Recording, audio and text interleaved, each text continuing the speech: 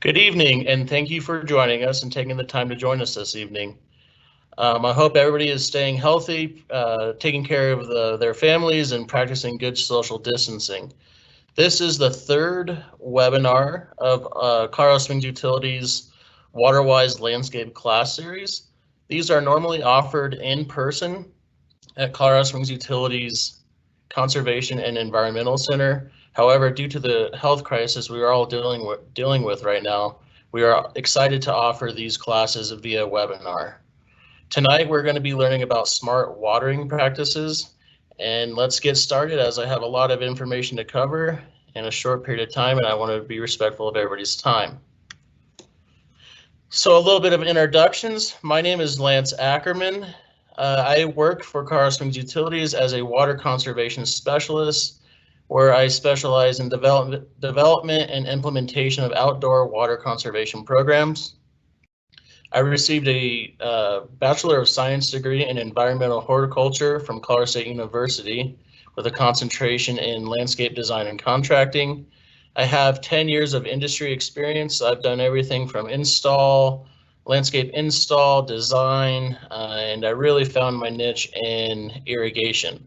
So for the past 5 years or so, I've been working in irrigation and recently been specializing in irrigation efficiency. I am a certified irrigation technician through the Irrigation Association, and I am native to Colorado. In fact, I'm native to Colorado Springs. In the background tonight, I have my wonderful coworker, Scott Winter. He'll be managing any questions that come in and sending out some awesome links for you guys to do some more research. So with that, let's go ahead and get started. So tonight, we are going to be covering our water supply. Covering our water supply builds a foundation. I think it's critically important for everybody to understand where our water supply originates from, and just kind of don't take for granted just turning on that tap. If you really understand where your water supply comes from, that can lead to some more water smart practices. Our next section will be covering our smart watering practices. We're going to cover some basic terminology for irrigation components, some methods to program controllers to set yourself up with best success. Then we're going to cover some other resources offered by Colorado Springs Utilities to help with water efficiency. And then finally, but not last, we're going to cover WaterWise rules that will kind of tie everything together. So our water supply. Our water supply starts out as high mountain snow. And our water supply, unfortunately, Pikes Peak to the west of Colorado Springs doesn't supply our community with enough water. So we have to go further into the Rocky Mountains to get our water supply. In fact, we get our water supply from 3 of the 7 major river basins in Colorado.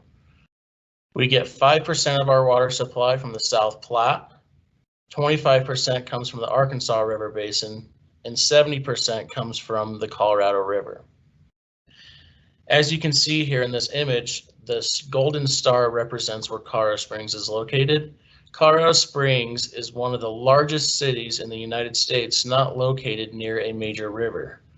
Therefore, Colorado Springs Utilities has some incredible infrastructure to bring our water supply to town. The majority of our water supply originates on the west side of the Continental Divide, and in the state of Colorado in general, the majority of our water is on the west side of the Continental Divide, but the majority of our population is on the east side of the Continental Divide. So Colorado Springs Utilities has some incredible infrastructure that brings this water to town, and we're going to learn a little bit about that today. So how do we get this water all the way from the west side of the Continental Divide over 100 miles away to town? Well, we maintain a local water supply and collection system. From there, we send it to a raw water pump station where we are able to pump it to 27. Colorado Springs Utilities has 27 storage reservoirs that we store water in. Most of these reservoirs are able to be, you can go fishing, you can recreate there, you can hike. From there, we pump out of those reservoirs to our final reservoir, Rampart Reservoir, and we send it to our water treatment plants where we treat the water. From our water treatment plants, we send it to our distribution storage and our pump stations. From there, we distribute it to all of our customers and our service territory where they use the water in their faucets, they use the water to take a shower with, they use the water to water their landscapes. And tonight we're going to talk about how we can be efficient with that water that we're using our landscapes, because once we get this water to town, this is a breakdown of how we are using that water at our residential homes. As you can see here, over a third of that water is being used in our landscapes. So toilets are taking up about 16% of our annual water usage in a residential setting, 12% through our faucets, our clothes and our washing machines, 11%, and there's a leaks and other category that consumes about 11% of that water consumption once we bring that water to your home. So you might be asking yourself, well, that's a lot of water that we're using in our landscapes. Well, that's because our local climate generally doesn't provide enough landscape value that we are looking for. In fact, Colorado Springs is a semi-arid desert, meaning that there's a small prairie that naturally thrives here and a few cottonwood trees located near the water source. So in order to have landscapes that we all would like to enjoy, we have to supplement our natural precipitation with additional water that we supply. So naturally we receive on average about 13 inches of rainfall, 3 inches of snowfall, for a total of 16 inches of annual precipitation. That's an average, and some years we receive more, some years we receive less. So Kentucky bluegrass, for example, requires about 40 inches of precipitation to survive in its growing season. So that means we have to supplement this grass type with about 24 to 30 inches of supplemental irrigation water. Kentucky bluegrass is not native for us, therefore it's more water intensive. If we were to choose to plant a native grass, we would not have to supplement that grass with as much water. So next we're going to move into our smart watering practices section. So smart watering practices, we're going to cover, should you install a sprinkler system? We're going to understand our sprinkler system, some of the basic terminology, some of the basic components. That's one thing that I have found out is if we can understand some of these components, it's almost like Legos for adults. And then we're going to learn how we can water these plants accordingly to their need. And then we're going to learn how to water to need. And then last but not least, we're going to learn how to upgrade our equipment to be more efficient. So should you install a sprinkler system? The answer to that question is absolutely yes. It's going to provide better plant health. It's going to increase the application precision. So if you have an irrigation system, you're going to apply that water to the plant in a more precise way than if you were to drag a hose around the yard. They can be more efficient. It can be at least 60% more efficient. It increases the property value, believe it or not.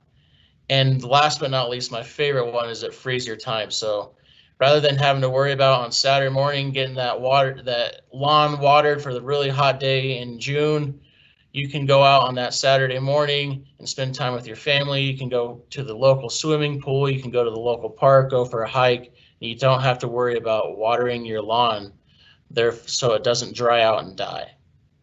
So that's one of my favorite bullets. So now would be a good time to type any of your questions in. We're going to give you about 20 to 30 seconds to go ahead and type those questions in.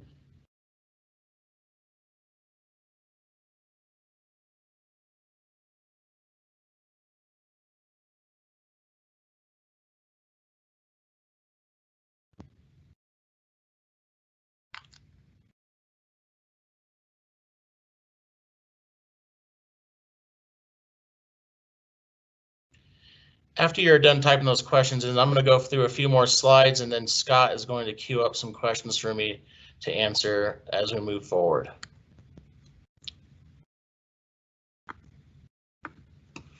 So know your system. This is where we're really going to cover some of our basic terminology. So we're going to cover the controller of the clock device.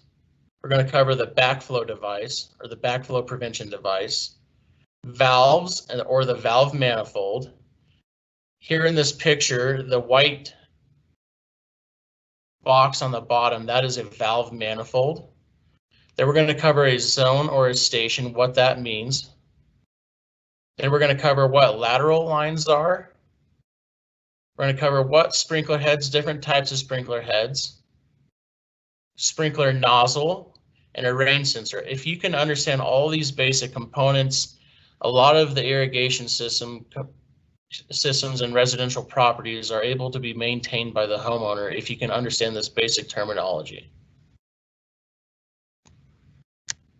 The controller of the clock.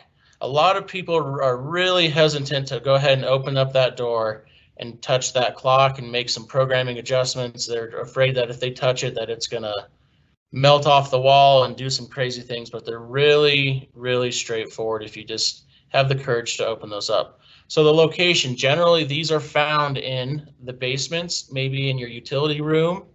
They may be found in a garage, and some may be found outdoors if they're an outdoor rated clock or controller. Again, this is the brains of the system. So the more you are comfortable with adjusting the components on this controller or this clock, the more successful your landscape and the more water wise you're going to be with that irrigation system. They're programmable, so you can go in here, go ahead and program it for the current time and the current day. You can set up station run times. You can tell it how long you want it to water for. You can tell it the days that you want it to water for. You can tell it the time of day you want it to start watering. So all these components are programmable by the user themselves. Then last but not least, there are smart device controllers in the market, similar to a Nest thermostat and some of these other smart devices that have the capability of being controlled from your phone. So that is incredible, and that clears that hurdle for a lot of folks who are hesitant to go ahead and program these controllers. And last but not least, these controllers have wires that come to them that send a signal to the rest of the system, to the valves, to tell that when to turn on, to tell the irrigation system when to turn on. So the backflow device. This is a critical component to any irrigation system. This is what supplies the water to the system. So generally, this backflow device will be stubbed into the water supply for the house. These are the most susceptible component to winter damage. If they're not correctly drained or winterized in our climate, then that copper is most susceptible to winter damage. These are a safety measure that's required by code. So what the functionality of a backflow device does is it prevents any water that's in the lines of the irrigation system from being siphoned back into the house and used in your drinking water supply. So these are required. Generally, they should be installed by a certified plumber, and they're always under pressure. Again, this is the water supply to the system, so this component is always under pressure. It has 2 ball valves on it. So a ball valve is what opens and closes the gateway for that water to go ahead and go through those lines. So the blue handles, those are the ball valves. Those are what's most susceptible to that winter damage if you don't correctly drain those and winterize. During the winter, those ball valves should be left at a 45-degree angle. So the top ball valve, that's at a 180-degree angle, and then the bottom ball valve is at a 90. You want those to be at a 45 during the winter to prevent any winter damage. Next, we're going to move on to the valves and the valve manifold. So this comes from the water supply, comes directly from the backflow device, and is always under pressure. So these valves are what controls each specific station or zone. So if you have 7 zones, then you would have 7 valves. And each valve controls a specific station or zone, and we're going to cover what a station and a zone is coming up here soon. From the valves, you're going to have lateral lines, and those will not be pressurized until that clock or until you turn that valve on. These valves can be manually turned on with a quarter turn generally. You can turn those on manually, But more often than not, it's best not to touch them and just let the controller or the clock send that low voltage electrical current to turn these valves on. So the valves, again, these are wired back to the controller. So if your controller is in your garage, then you're going to have a bundle of wires that go from this valve box, this valve manifold, all the way back to that controller, and those wires are plugged into that controller. These wires are what receives that electrical current, that low voltage electrical current that signals these valves when to turn on. So a zone or a station. A zone is, so if you have zone 1 or area A zone 1, in the bottom left-hand corner of this picture, that zone has 6 heads on that zone, and it's watering the south side of that driveway. So a zone or a station could be simply zone 1 is the front yard, zone 2 is the backyard, zone 3 might be your vegetable garden area, and maybe zone 4 is the drip system to the rest of the landscape plants on the property. And generally, these zones have the same exact type of irrigation equipment within that zone. So they have the same heads and the same nozzles, and we're going to cover that coming up as well. So a zone or a station can be contributed back to a single valve. So a sprinkler head, there are various types of sprinkler heads. Okay, so we have a rotor head. This rotor head is generally I think of them as a turret, so it goes back and forth and sprays that water, and it has a moving gear component to that irrigation head. These next two irrigation heads are the most popular heads that you'll find at a Home Depot's or a Lowe's. They're generally the most heavily used in all landscapes. So we have the rotor head, and then we have a pop-up spray head. So these terms, if you understand these terms and you go ahead and go into the Home Depot or the Lowe's on a Saturday, you've got a leak, you determine that you need a leak. If you can understand, hey, I got a pop-up spray head, that's going to set you up for best success when you go to make these repairs. So this is a traditional pop-up spray head. They just pop up and they have a continuous stream of water that sprays out of that sprinkler head. They need to be appropriately installed to prevent damage. So if these sprinkler heads aren't buried appropriately, you're going to have susceptible damage to lawnmowers. So every time you mow the lawn, if that sprinkler head is slightly raised and you mow over it and you hit it with the mower blade, that's going to develop a leak, and you're going to have to make a repair. So it's really important for these to be installed properly. Generally, the top of the head needs to be flush with the soil, with grade. And last but not least, they're really susceptible to damage in your driveways. In fact, my wife is famous for at least taking out 3 or 4 of these every single year right next to the driveway. So if you can go ahead and move those off of the driveway, that'll set you up for best success and limit those repairs. So now is a good time, Scott, to go ahead and ask me any questions that might have come in. Yes, Lance, we had a couple of questions. One of them you actually answered. It was regarding whether or not the backflow preventers were required, so you covered that. Another question, though, that came in was regarding whether or not you needed to blow out your irrigation system, or if you could simply drain the system and the backflow. Okay, excellent questions. So I'll just expand a little bit on the question about if the backflow preventer device is required. So there are a few other products in the market. So there's an anti-siphon valve that you don't have to have a backflow device with those valves. However, for code in Colorado Springs, it is required to have a backflow prevention device. And there are a few different types of those backflow prevention devices. So it's best left up to the plumbers because they need to be installed correctly for them to operate properly. And then the other question is, does the backflow device need to be winterized as far as blown out, or can it be simply drained? That is dependent on the design of the overall irrigation system. So if you have a drain at the end of the valve manifold, and if you have a drain at the end of all of your lateral lines, you might be able to get away with just simply draining that system. But to be better safe than sorry, it's generally recommended to go ahead and have those winterized and pay for a irrigation blowout. So that's when they go ahead and introduce air to the line and blow out any remaining water in the irrigation system to set that irrigation system up for the winter.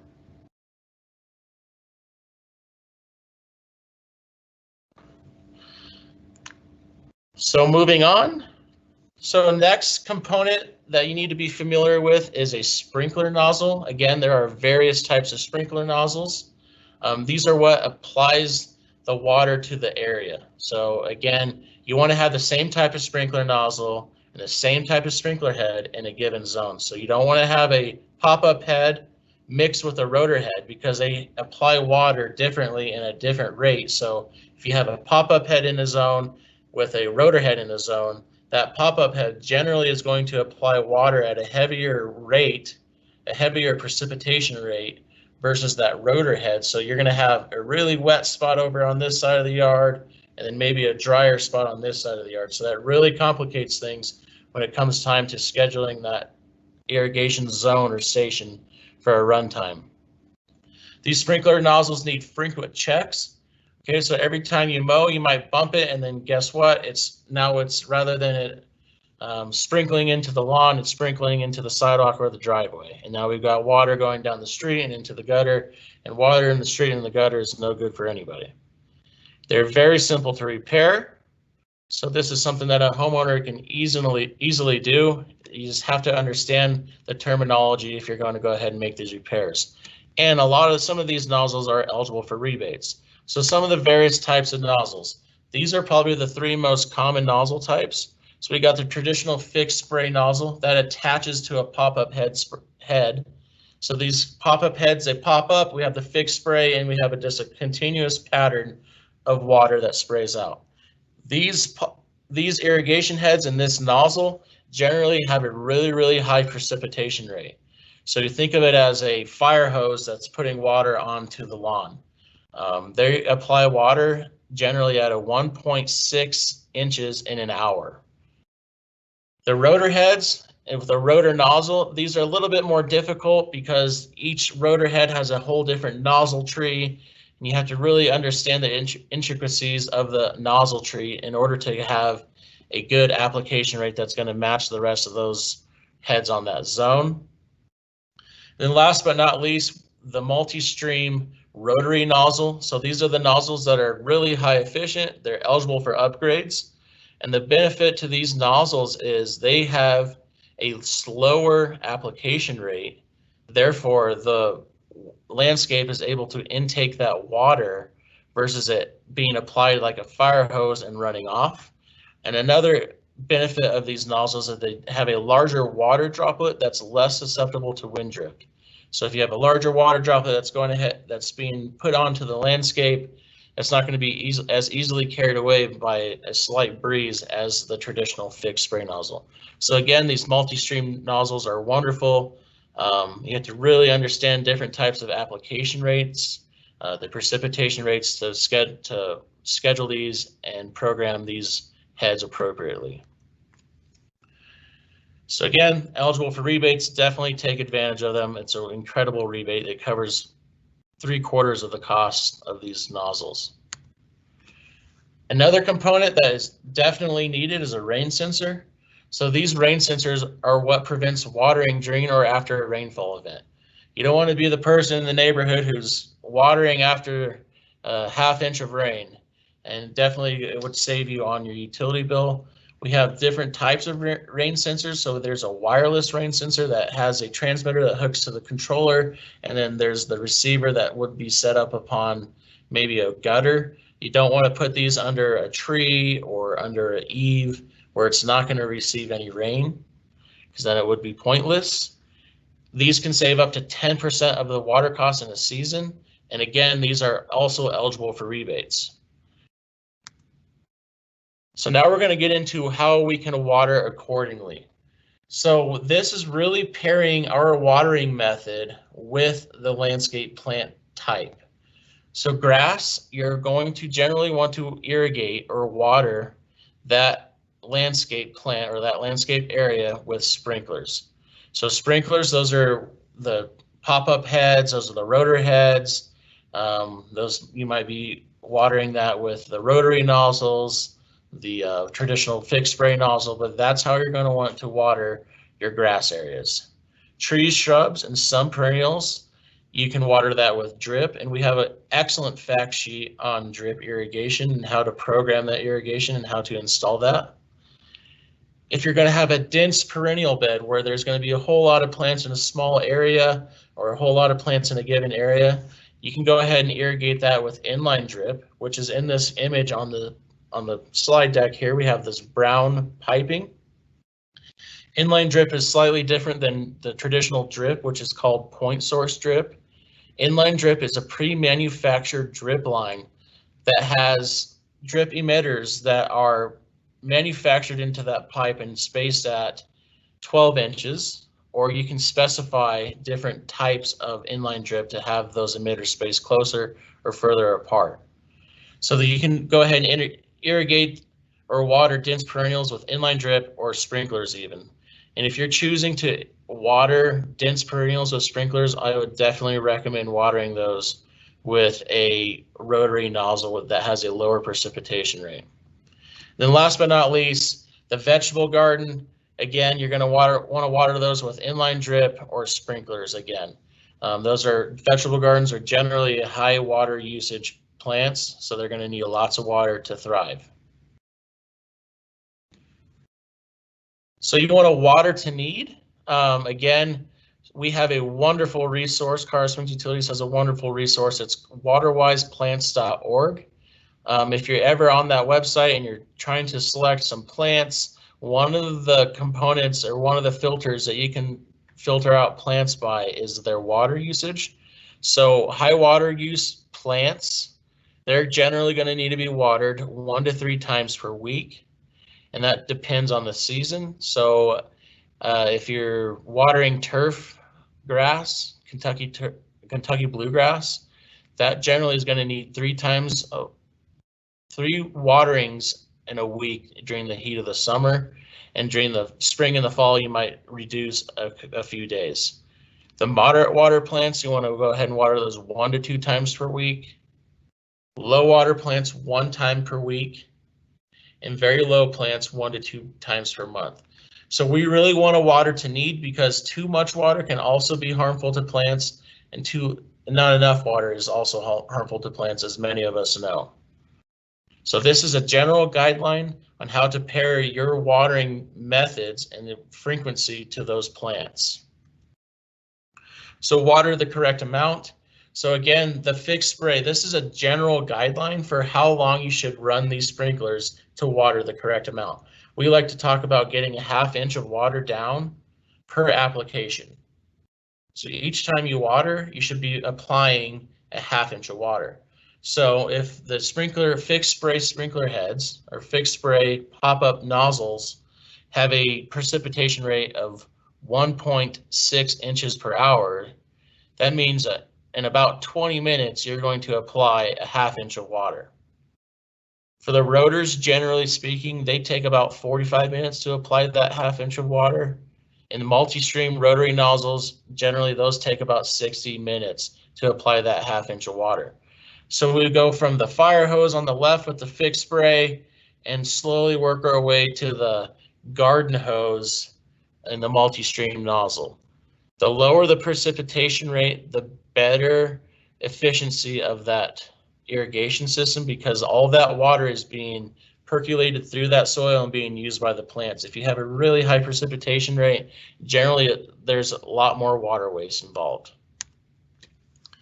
Another thing we like to talk about is a watering according to the season.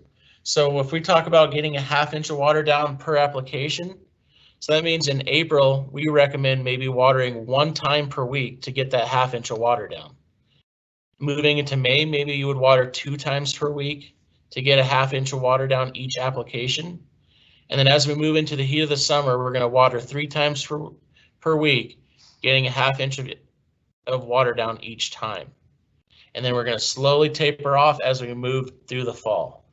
Again, this is a general guideline, so in April, you may not water at all, depending on what the weather's like. If we're getting a lot of cold weather, maybe you haven't even turned your irrigation system on because we're still getting cold nights, you may not water at all during April.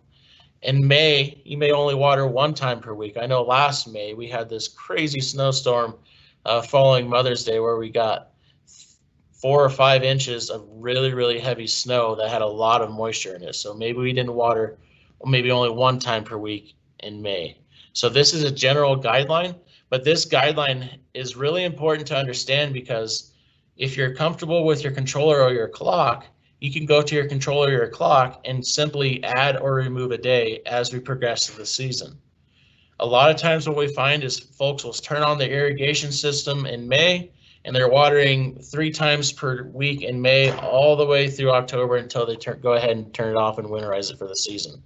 So if you can go ahead and adjust the number of watering days, that's going to be absolutely important and save a lot of water waste.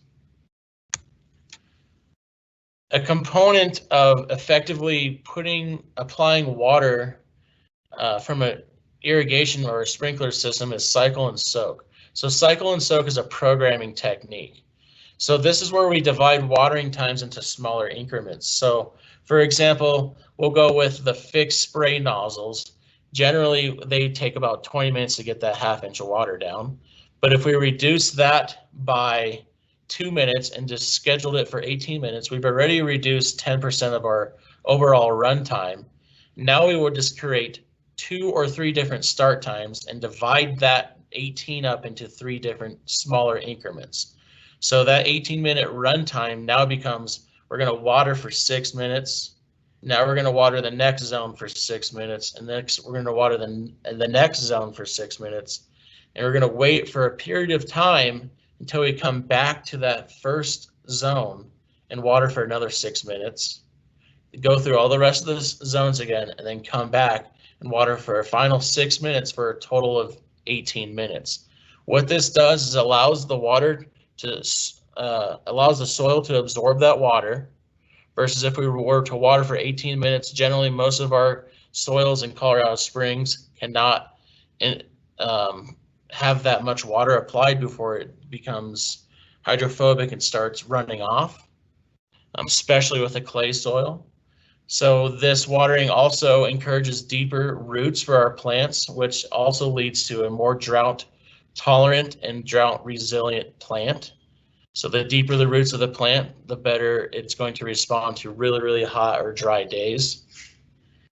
This is going to reduce water waste because if we are applying water at 18 minutes through a fire hose on a landscape, majority of that water is going to run off. And again, we're going to have water into the gutter or into the sidewalk, where water in the gutter and into the sidewalk is not good for anybody. And the next thing is it's best to water before 10 a.m. or after 6 p.m. And it's best to choose either morning or night. Don't choose to water. So a cycle and soak doesn't mean we water 10 minutes in the morning and 10 minutes at night. Because what happens then is if we water 10 minutes in the morning, now we're only applying a 1/4 inch of water to that soil. We're letting that soil dry all the way out through the day, and then we're coming back again at night and we apply another 10 minutes, which is applying a 1/4 inch of water. So now we only have now we're encouraging a shallow rooting system, which is going to lead that grass to it's going to be more susceptible to any crazy heat waves that we might experience. So it's best to choose one or the other, morning or night, and go ahead and water all those zones and cycle and soak it. When is cycle and soak most important? So when you have heavy clay soils, it is critically important. The infiltration rate of the water into clay soils is very, very low. In fact, sometimes it might take less than 4 minutes before you start to observe runoff from heavy clay soils. So if you're watering, go ahead and go out there into your yard, water, you're watching it, and next thing you know, you have water running off into the sidewalk. That is what we call runoff, and that water's not being beneficially used in the landscape. If you have really sandy soils, it might also be important to cycle and soak because the infiltration rate is really high in sandy soils, but the holding capacity of that water is not very high. So depending on your soil type, it might be important to cycle and soak. And another area it might be really important to cycle and soak is if you have slopes. So if you have a really extreme slope, that's going to lead itself to quicker runoff just because of the slope.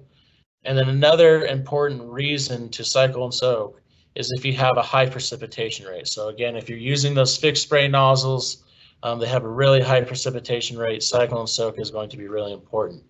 I try to use cycle and soak at all times if the scheduling allows. So next we're going to cover winter watering. It is very important to winter water throughout the winter. As many of you know, we have some really hot and dry winter days. On days over 40 degrees, you should get out there, connect that hose, and go ahead and water the lawn or the trees. We want to focus on trees in the lawn, but after you're done, to make sure that you disconnect that hose to prevent any freeze damage. So again, we're going to give you about 20 to 30 seconds to type in some questions. After this 20 to 30-second pause, I'm going to go through a few more slides before we get to another question slide, and I'll go ahead and take some questions then.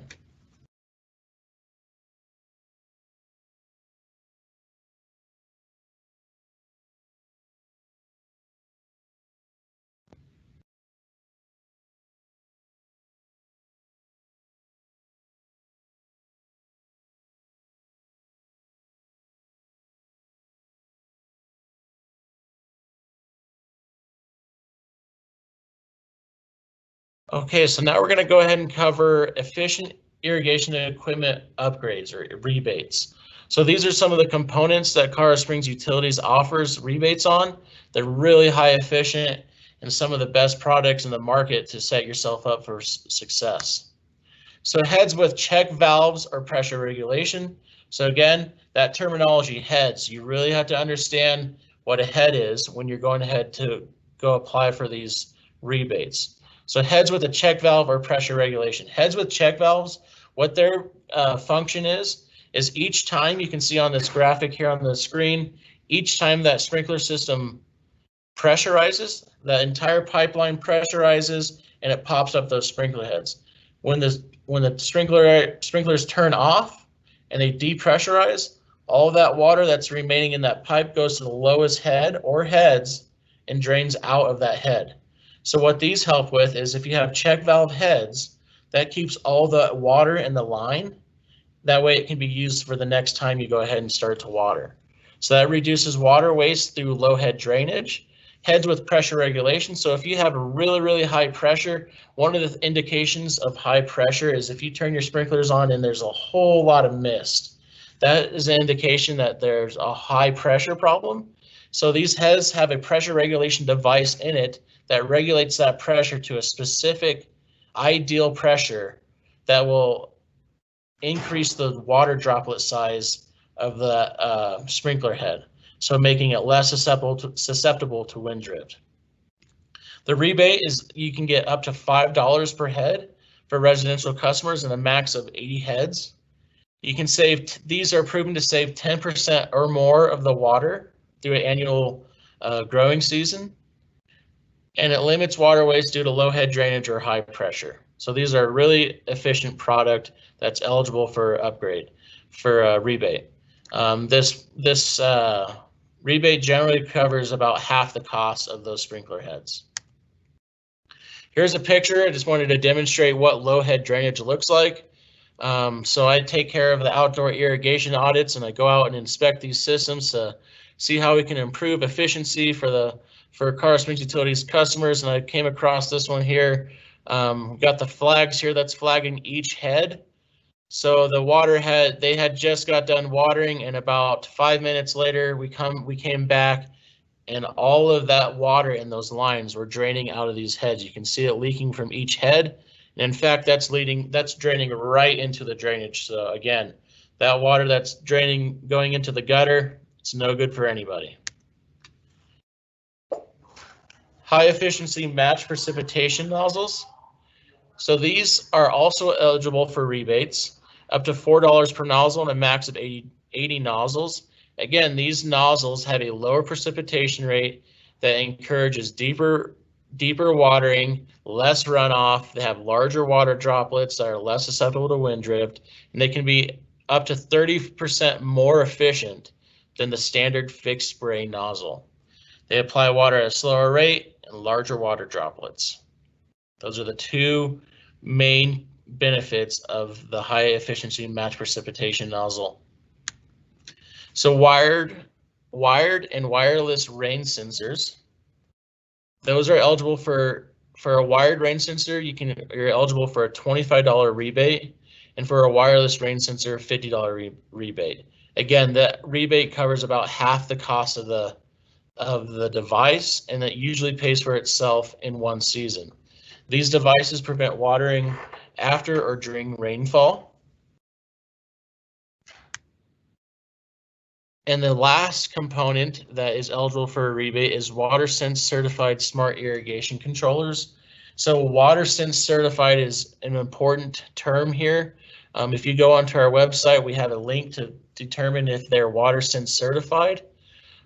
So smart irrigation controllers, it provides up to a $50 rebate.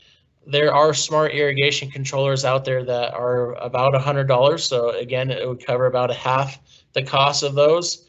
And these smart controllers can range from $100 all the way up to $300. The nice thing about smart irrigation controllers is you can input a whole lot of zone and station parameters. So you can say zone 1, I have rotary nozzles that have this precipitation rate. I have a extreme slope. It is full sun. So you can input all of these different parameters, and that smart controller will compute a appropriate runtime for those parameters that you inputted. Some of these smart controllers are able to water according to the weather. So that is an extreme water savings component there. So if we have, takes water from the weather stations located in town, and it can water according to how much rain we received or projected to receive. And again, one of the nice attributes of these smart controllers is they can be controlled from your phone. So that eliminates that hurdle of having to go out to the garage and touch the scary irrigation controller. They can save 16% or more of their water usage in a season, but they have to be used as a smart controller and not as a regular controller. So some other resources that are available from Colorado Springs Utilities. So if you go onto Colorado Springs Utilities, csu.org, and search water budget calculator, you'll get to this Excel spreadsheet where you're able to input the square footage of the different plant types in your landscape. So for in this example, they have 10,000 square feet of turf grass. That would be that Kentucky bluegrass. They have 10,000 or 20,000 square feet of plant beds with their perennials in there. And they have a 10,000 square foot area of native grasses. So those would be like the blue grama and the buffalo grasses, those 10,000 square feet of that type of grass. And finally, they have a annual flower planting bed of about 2,500 square feet. So that might be some of their planting pots around the house. So 2,500 square feet for a total of 42,500 square feet. You enter in all that information. It gives you a percent of the total water use of that landscape. It gives you a percentage of your landscape. And finally, it computes the annual average water use by month based upon landscape composition. So when you input all this information, it's going to tell you you should use about 6,689 cubic feet of water in April. And then now we're going to be in June, where it's our hottest and driest month, typically on an average year. You're going to need to use about 12,199 cubic feet of water for that landscape in June. It will break it down based upon how much inches are applied to the turf grass area in each month. And again, tells you how much on average you should use in cubic foot per month. Again, this is just an average annual water usage, so it may be more or it may be less depending on actual weather. The next cool thing that Colorado Springs Utilities offers is a My Usage tool. So you'll go to your My account, you have to sign up for My Usage. This is an incredible tool. You can go ahead and put in your account number. You can set a start date or an end date of what you want to look at. So you can look at water usage from September 12th through September 18th, and it's going to give you a graph.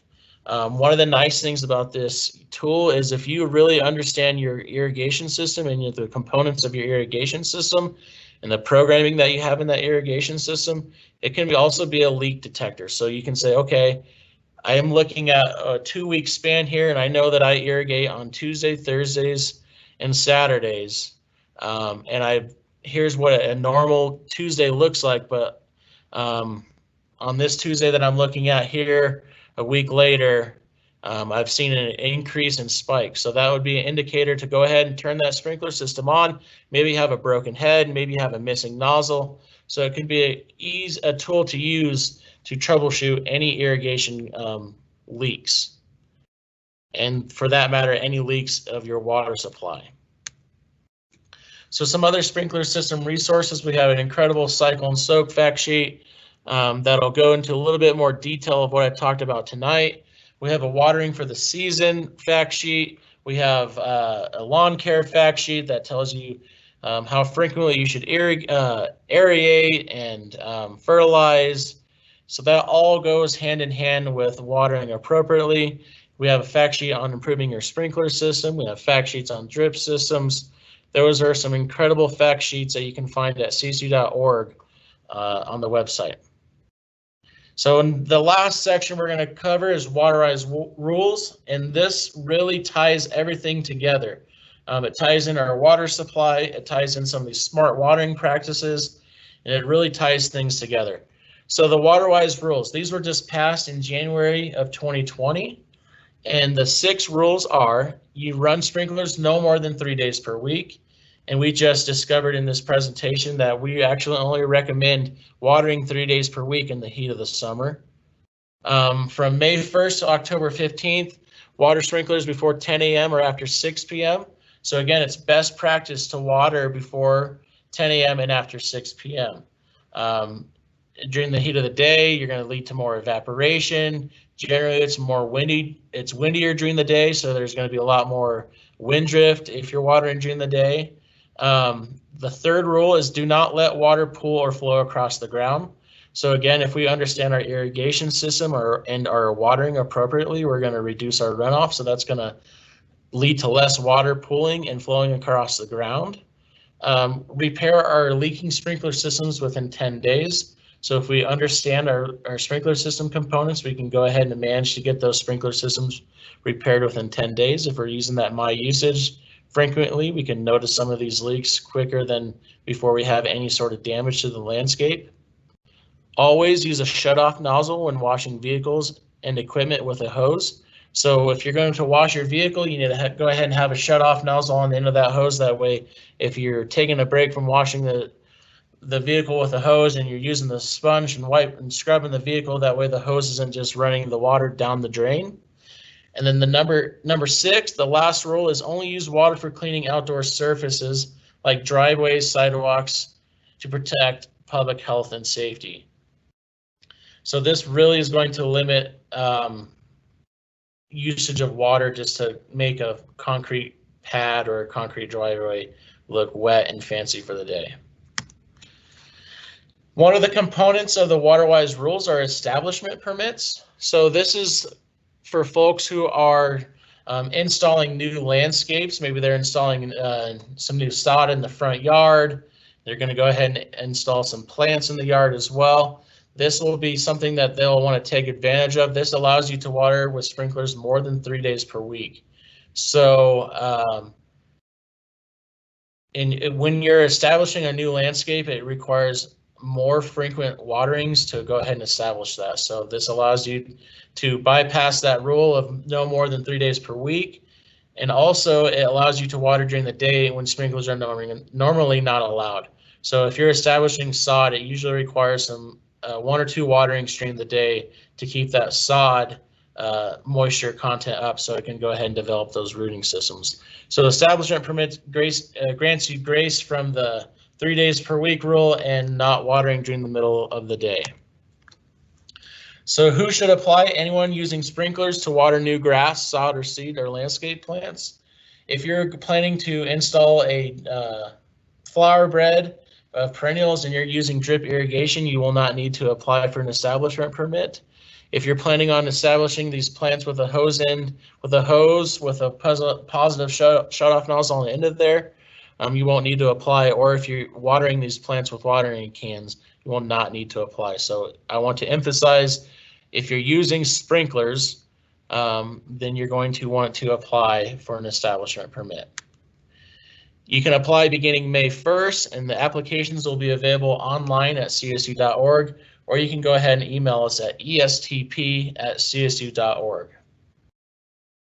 So closing points, there is going to be an email with a link of this recording from this webinar and the resources in a few hours. So if you had any technical difficulties during the presentation, don't worry.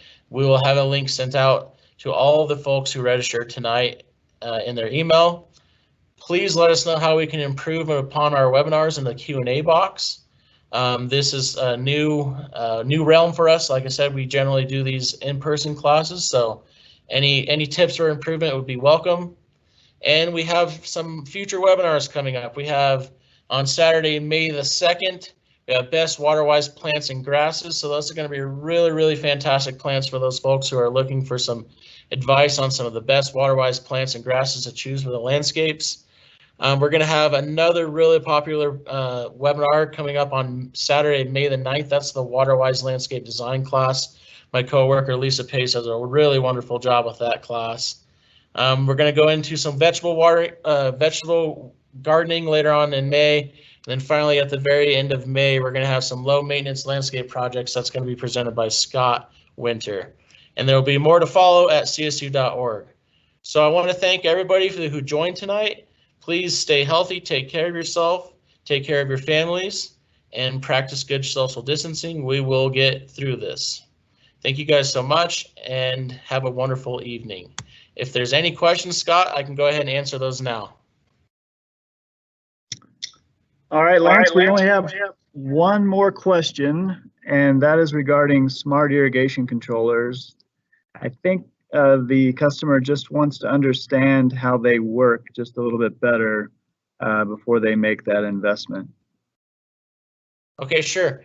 Yeah, so they generally they can connect. The biggest attribute for those is they are able to connect via a zip code. So when you are installing this smart irrigation controller, you can put your zip code in there, and it's going to connect to a weather station near your zip code, and it's going to take into account weather that's coming up and weather that's occurred to appropriately irrigate the landscape. So if we received a 1/4 inch of rain, that smart controller is going to tell your irrigation system we should only water a 1/4 inch today because we already got a 1/4 inch of rain.